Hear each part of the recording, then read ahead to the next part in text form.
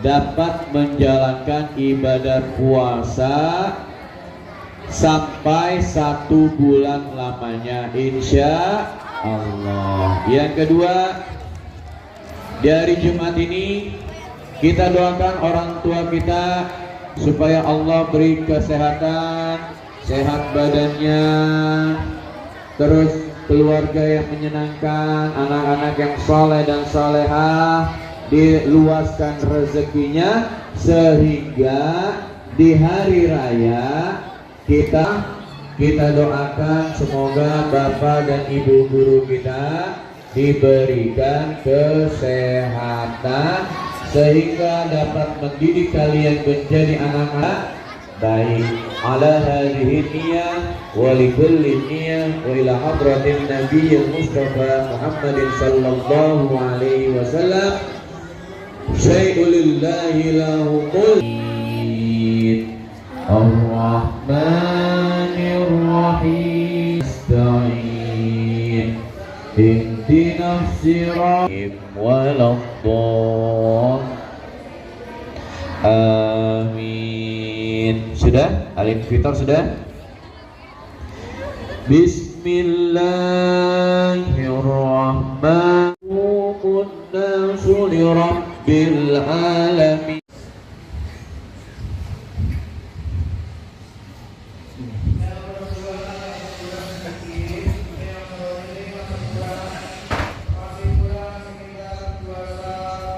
Allahu Akbar. Sallallahu liman hamidah. Allahu Akbar.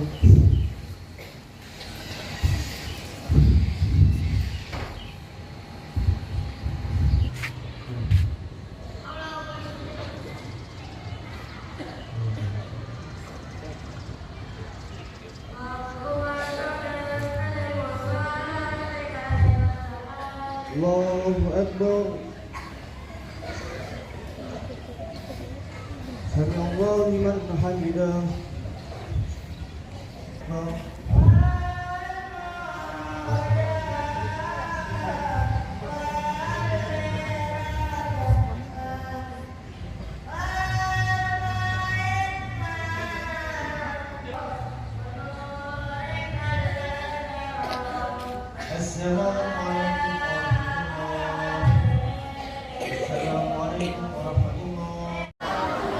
Wal ismata ismatuka kudraka kudratuka.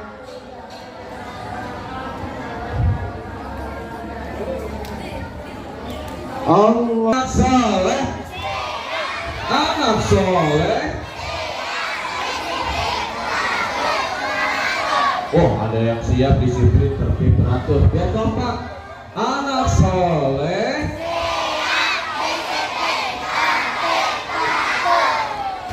Oke, kaifa halukum? Ulang. Kaifa halukum? Allahu Akbar. Masih semangat puasanya? Masih semangat? Hari ini kita memasuki puasa yang keberapa?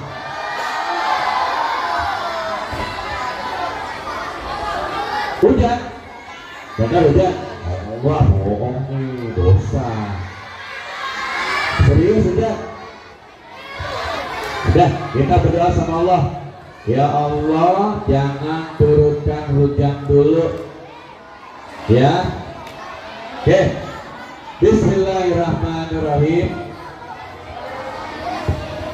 Alhamdulillahirabbil alamin wa bihi nasta'in ala umuri dunya waddin wassalatu wassalamu ala asrafil anbiya'i wal mursalin sayyidina wa habibina wa syafi'ina wa maulana Muhammadin sallallahu alaihi wasallam. Kalau disebut kata baginda Nabi, kita jawab sallallahu alaihi wasallam. Rabbi shrah li sadri wa yassir li amri wahlul 'uqdatam min lisani yafqahu qawli. Bisa dengerin. Dan hujan itu rahmat dari Allah. Allah sedang memberikan rezekinya buat kita. Jangan di Pak Hujan. Dah. 10 hari di bulan Ramadan adalah bulan di mana ampunan Allah menanti kita. Ya. Di 10 bulan Ramadan. Ya. Oke, kemarin Bapak bilang bahwa buku Ramadannya enggak? Yuk kita catat. Ada 4 golongan manusia yang tidak mendapatkan ampunan Allah. Ya. Ada 4 golongan manusia yang tidak mendapatkan ampunan dari Allah dan tidak diterima puasanya di bulan Ramadan. Sayang nih, ada 4 golongan manusia tidak diterima ampunannya oleh Allah.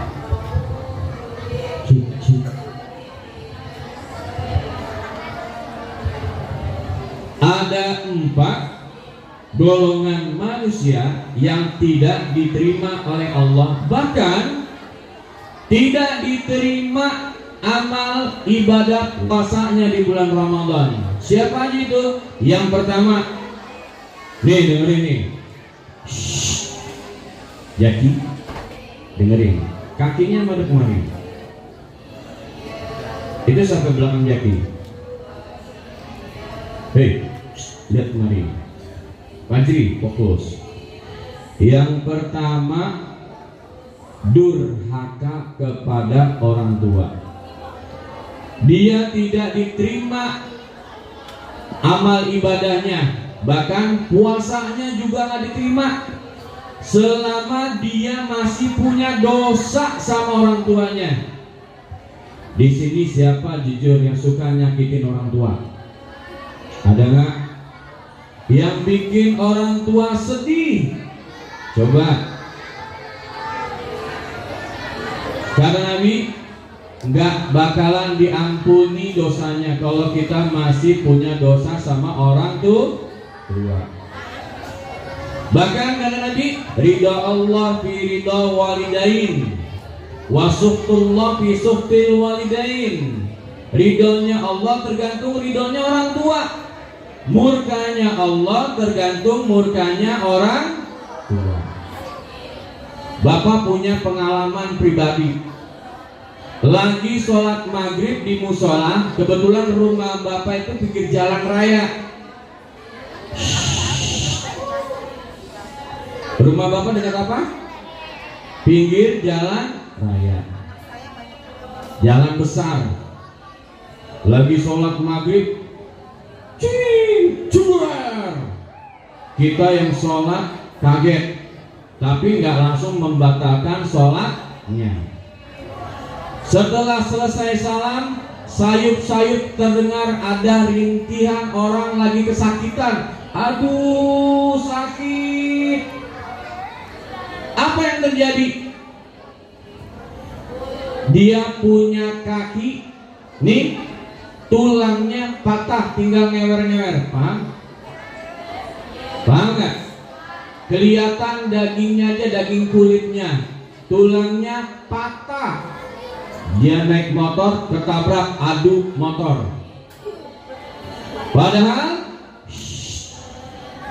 Padahal orang tua sudah memberitahu ke anak, nak mau kemana? Dikit lagi mau buka puasa. Ya bu, saya mau jalan bu. Bandel anaknya.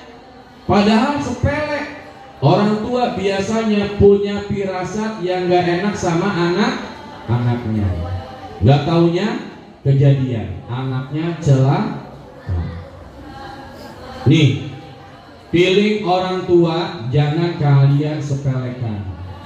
Orang tua itu surga di rumah kalian. Jangan cari surga di lain di mana-mana. Di rumah kalian berbakti sama orang tua, insya Allah hidup kalian sukses di dunia, sukses akhirat.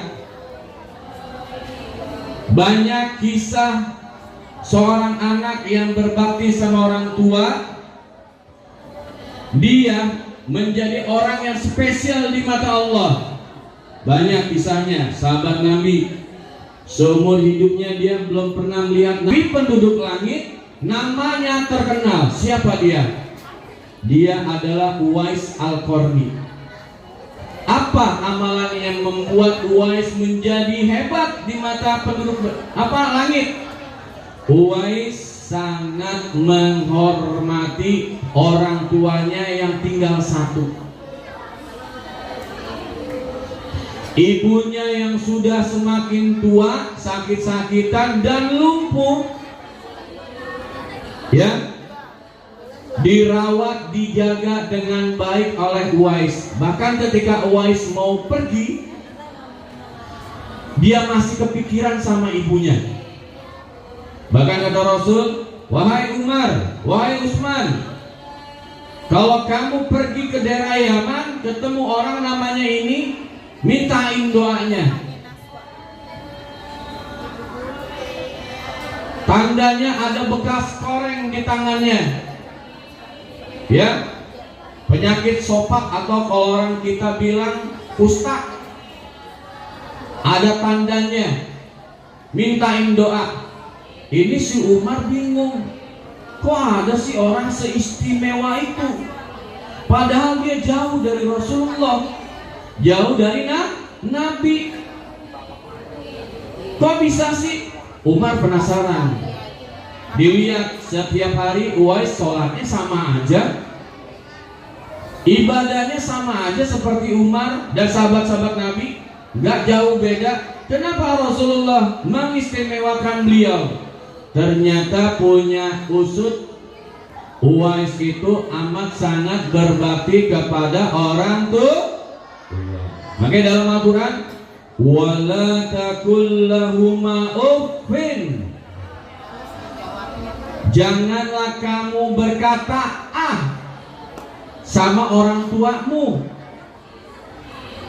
ya. Jaki beliin nasi, ih apaan sih mak, udah gede suruh beli nasi, itu kan tugas anak cewek. Berapa huruf coba hitung? Dalam Al-Quran, wala takul lahuma uffin, janganlah kau berkata alif dan fa. Kalau di huruf Indonesia a dan h, maksimal 2 huruf, nggak boleh dalam Al-Quran.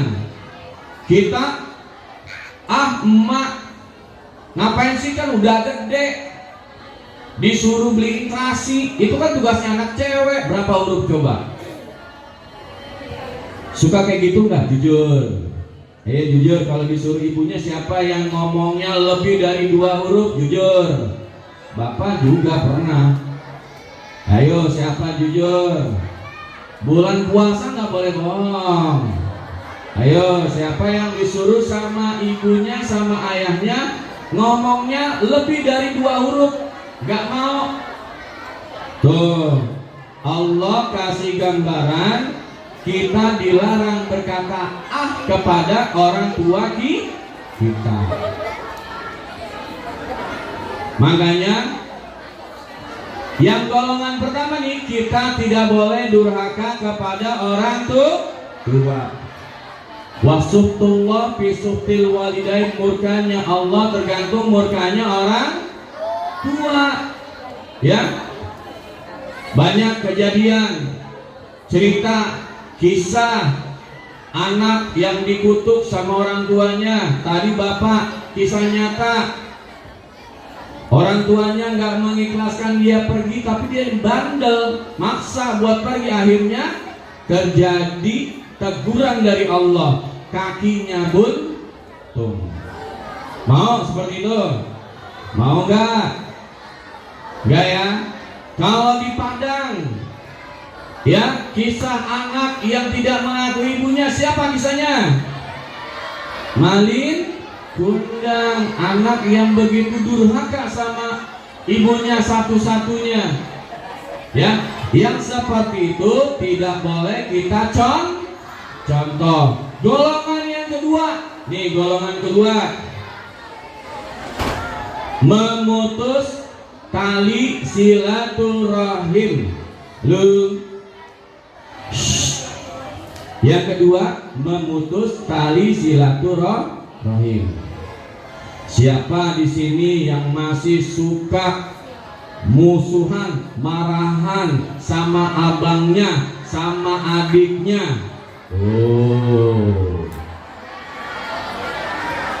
Kalau belum maaf-maafan, gak diampuni, puasa Ramadannya sia-sia. Ya, jangan sampai rahim itu kandungan. Memutuskan tali persaudaraan sekandung.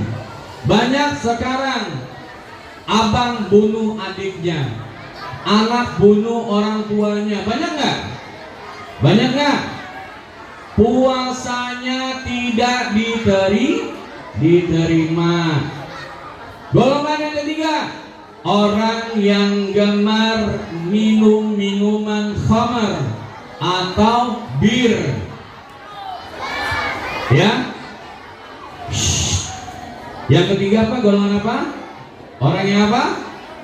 Orang yang gemar minum minuman keras atau mabok-mabokan. Kalau sekarang narkoba. Kalau lagunya apa tuh Pandin? Gara-gara sebotol minuman dia jalan sempoyongan. Hobi anak muda sekarang apa? Ulang-ulang. Gara-gara sebotol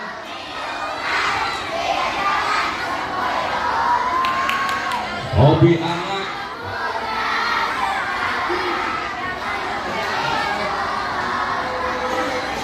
Kalau lagi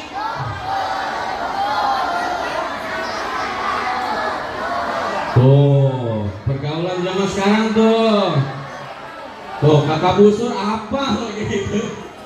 Dah, nih ada sebuah kisah. Ada seorang anak muda dipertontonkan. Ini iblis lagi nyamar nih, nyamar. Sholatnya begitu sangat khusyuk. Tahu artinya khusyuk? Apa? Fokus, nggak bisa diganggu. Ditanya sama anak muda, hai bapak, kok sholatnya bisa khusyuk, kenapa ya?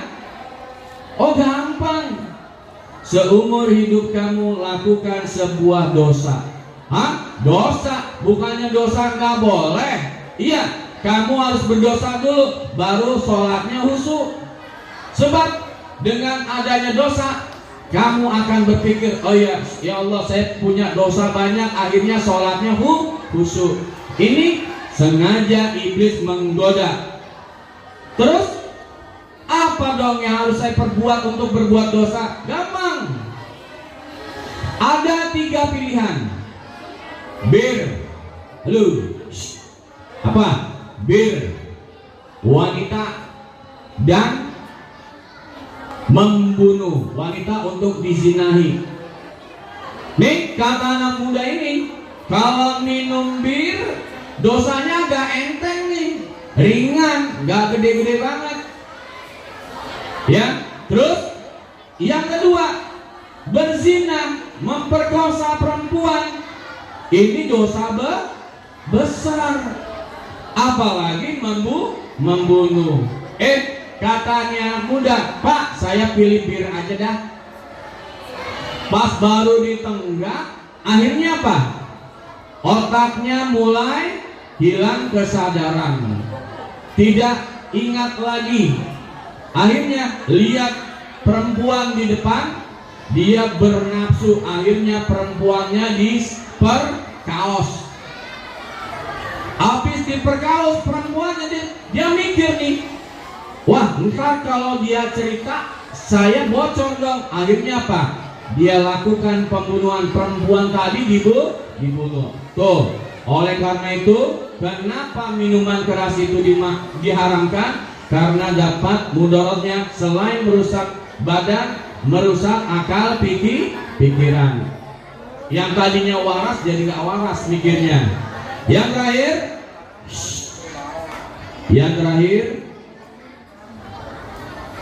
golongan yang suka membenci muslim lain. Golongan yang suka membenci muslim lain. Nih, sesama teman masih punya dendam, benci, gak boleh. Puasanya gak diterima. Apalagi main kata-kataan di medsos, di FB. Ayo, mau tawuran di mana? Gara-gara ngata-ngatain tuh. Akhirnya lebarannya masuk penjara, masuk rumah sakit. Mau kayak gitu? Bapak doakan semoga anak-anak SDN Petamburan 05,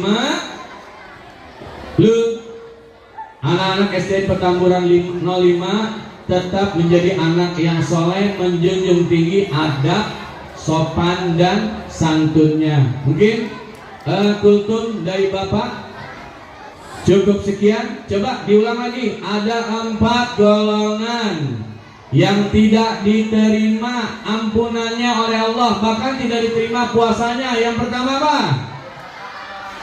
Iya, durhaka sama orang tua. Yang kedua,